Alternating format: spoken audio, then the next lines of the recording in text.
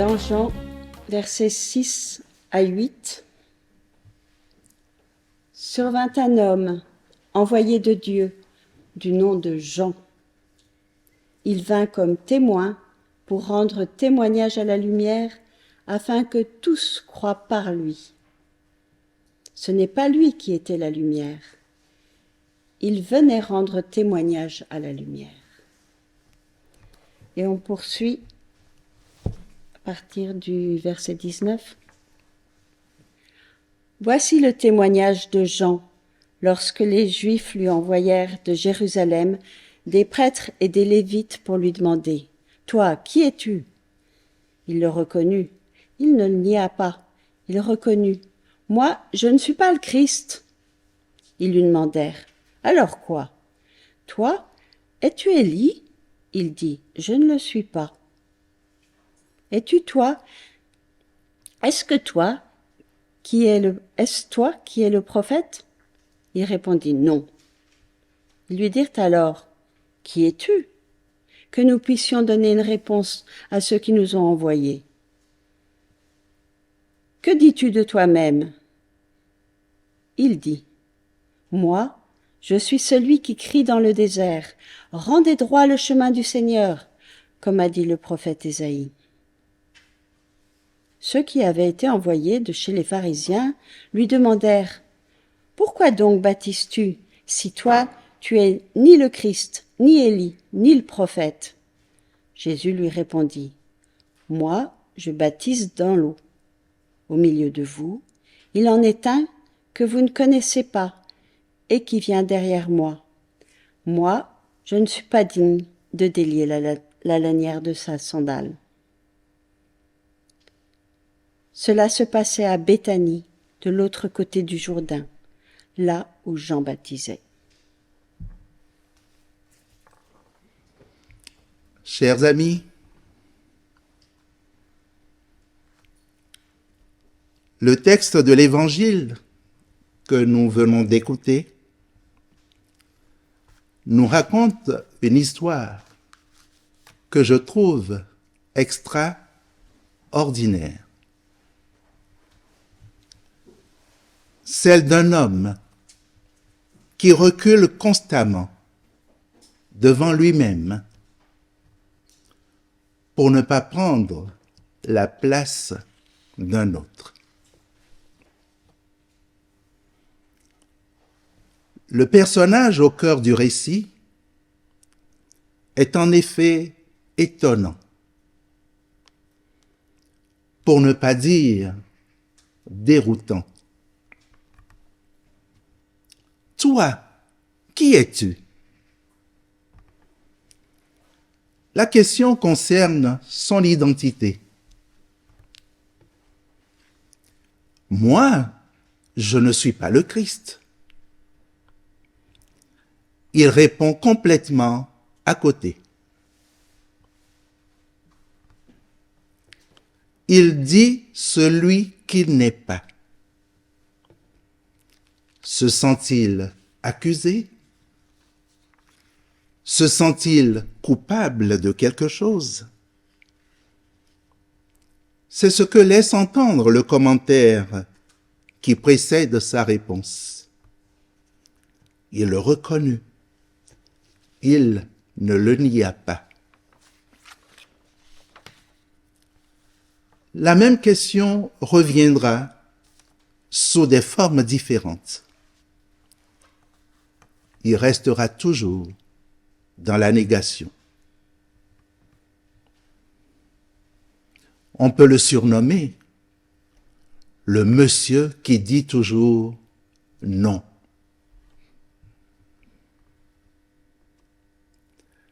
Nous apprenons ainsi qu'il n'est ni Élie, ni le prophète.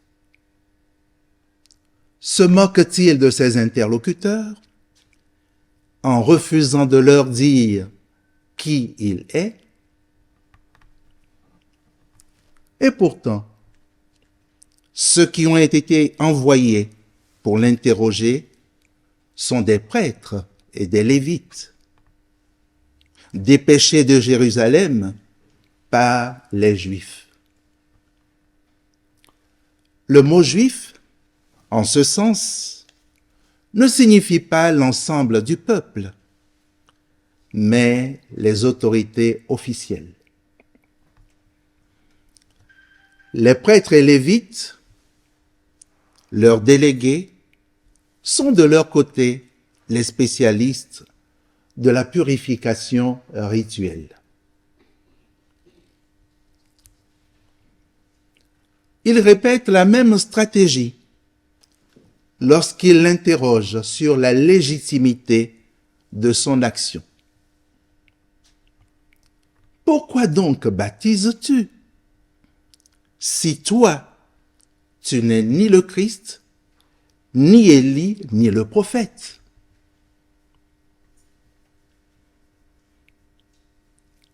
Ils préfèrent indiquer le type de baptême qu'ils pratiquent. Moi, je baptise dans l'eau, au lieu de dire pourquoi il le fait. Pourtant, il n'est pas n'importe qui. Il a des arguments à faire valoir, comme le montre le début de notre texte. Son arrivée est présentée comme un événement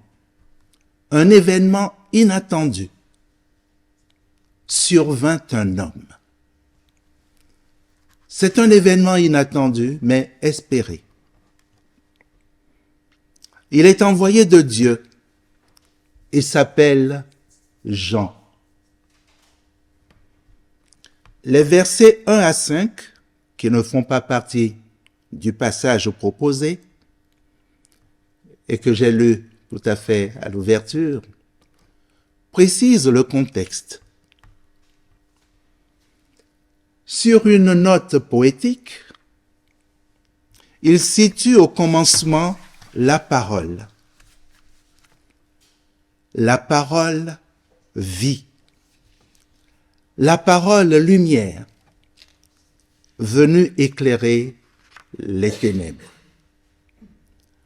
Malheureusement, les ténèbres n'ont pas pu la saisir, et Jean vient accomplir une œuvre salutaire. Rendre témoignage à la lumière, afin que tous croient, et qu'ils croient par lui. La même expression, rendre témoignage, est reprise au verset 8, ce qui traduit l'importance de sa mission.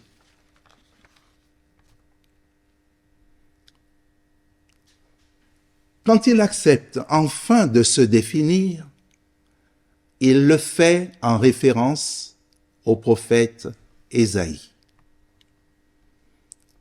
Moi, je suis celui qui crie dans le désert. Rendez droit le chemin du Seigneur. Mais j'ai une préférence pour l'expression originale en grec. Et dans cette expression originale, le verbe être disparaît. Et il dit simplement, moi, la voix qui crie dans le désert. Il devient juste une voix. Une voix, certes.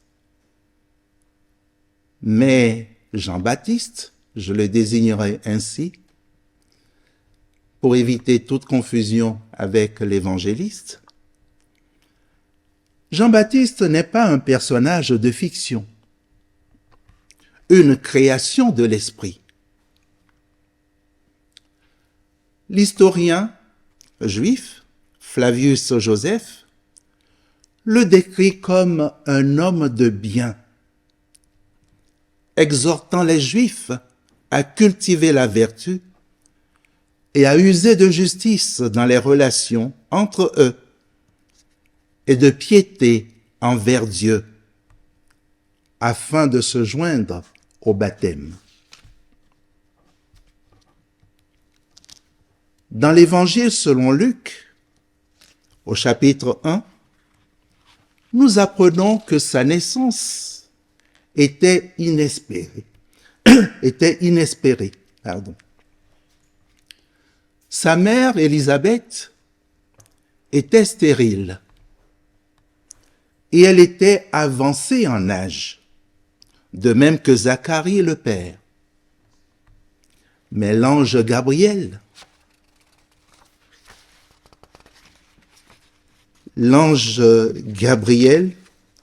révéla à ce dernier qu'il aura un fils nommé Jean. Il sera grand devant le Seigneur. Il sera rempli d'Esprit Saint depuis le ventre de sa mère, nous dit le texte.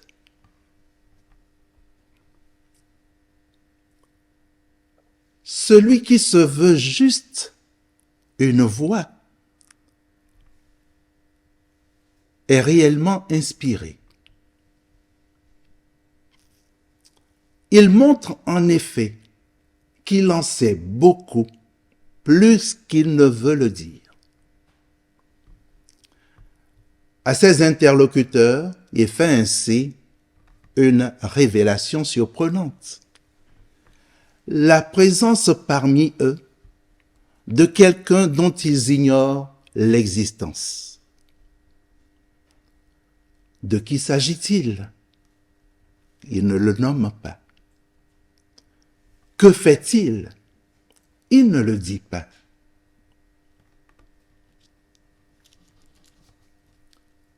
Comment être et ne pas être? On cherche à l'identifier à Élie et aux prophètes. Ce n'est pas par hasard. Dans le judaïsme ancien, depuis son enlèvement au ciel, on est dans l'attente du retour d'Élie, comme l'annonce le texte du prophète Malachie au chapitre 3, verset 23. Je vous envoie Élie, le prophète, avant que n'arrive le jour du Seigneur, jour grand et redoutable.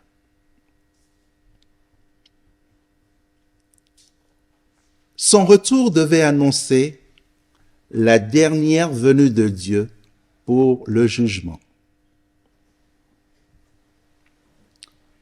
La question qui fait allusion au prophète dans le texte écrit avec un P majuscule, renvoie pour sa part à Moïse. Moïse a annoncé l'arrivée d'un prophète semblable à lui-même. Celui-ci doit servir de signe, annonçant la fin des temps.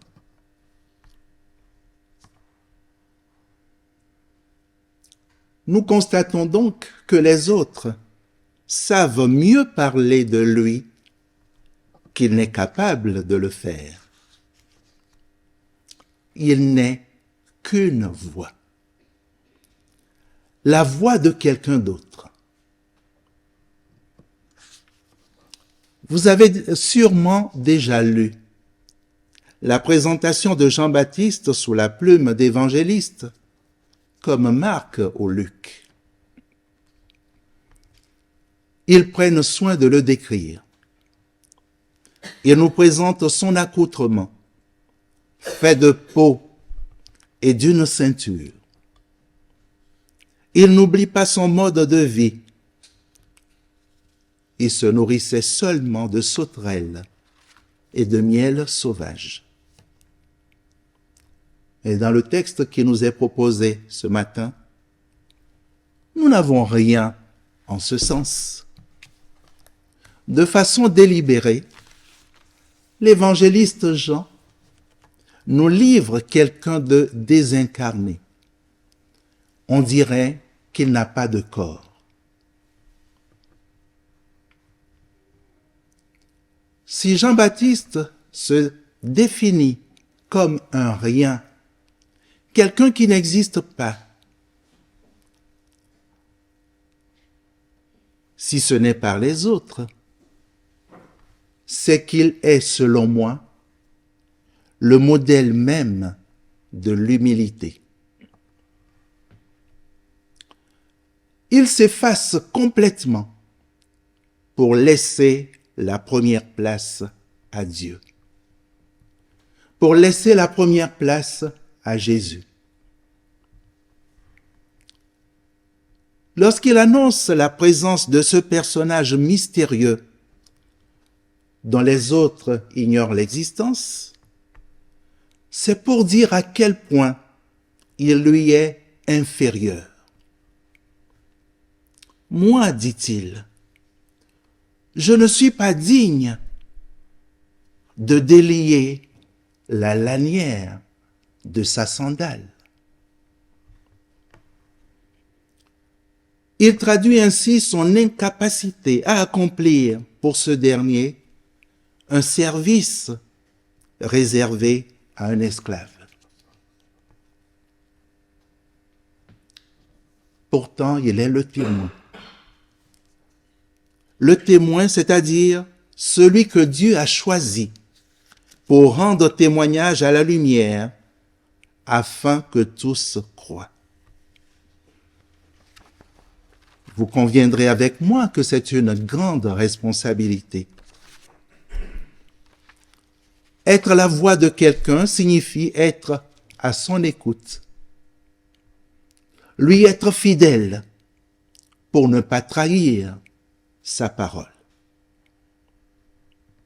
Mais c'est également le signe de l'amour que Dieu lui témoigne. Il l'a doté de la capacité à percevoir ce que d'autres ne voient pas.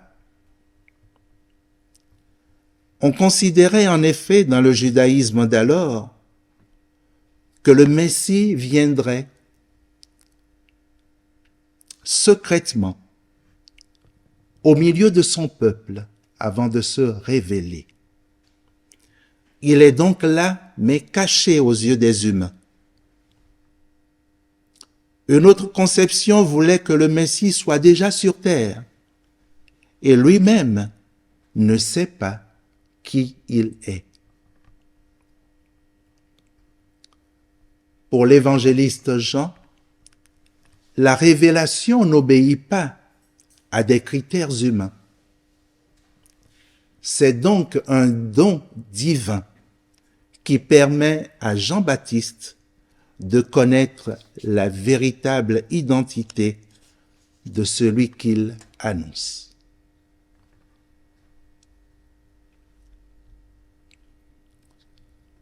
Chers amis, comment pouvons-nous être témoins pour Dieu aujourd'hui? La question nous concerne, quel que soit notre statut dans notre paroisse ou dans l'Église. Comment pouvons-nous témoigner de Dieu? Il s'agit de le rendre présent dans le cœur des humains.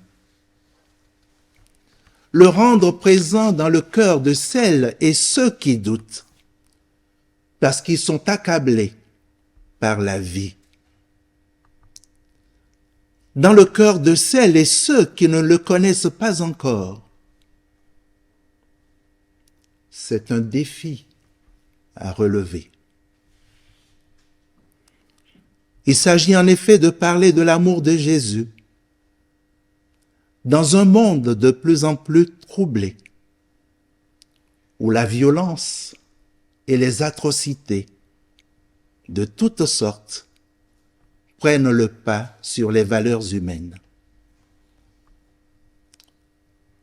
Parler de la bonne nouvelle à des personnes pour qui Noël signifie solitude, rejet, détresse, abandon. les amener à croire qu'un autre monde est possible.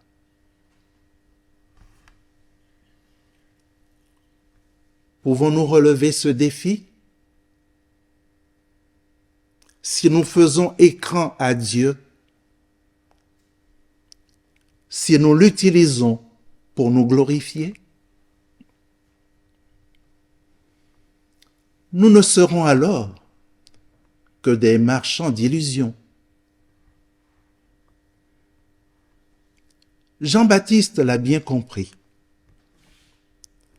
Il nous montre justement la voie à suivre. Nous effacer pour laisser la première place à Dieu.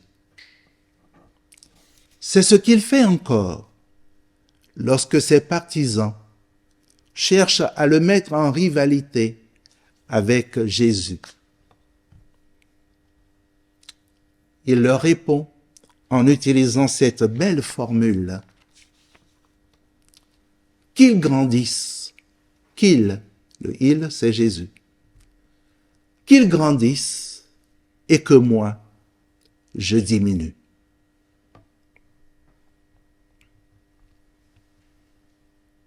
Chers amis, que retenez-vous de ce parcours? Moi, j'en retire quelque chose d'essentiel. Celui que j'ai surnommé avec amusement le monsieur qui dit toujours non est réellement déroutant.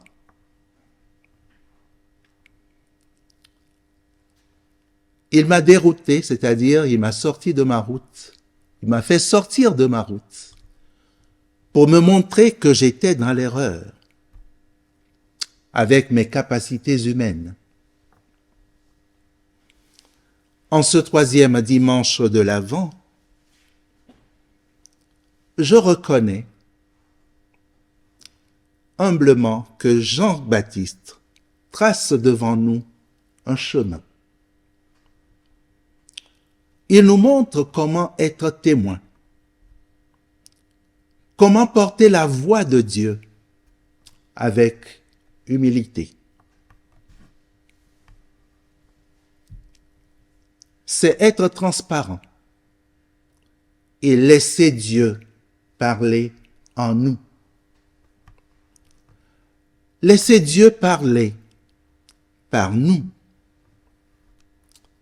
C'est ainsi que la lumière brillera dans les ténèbres.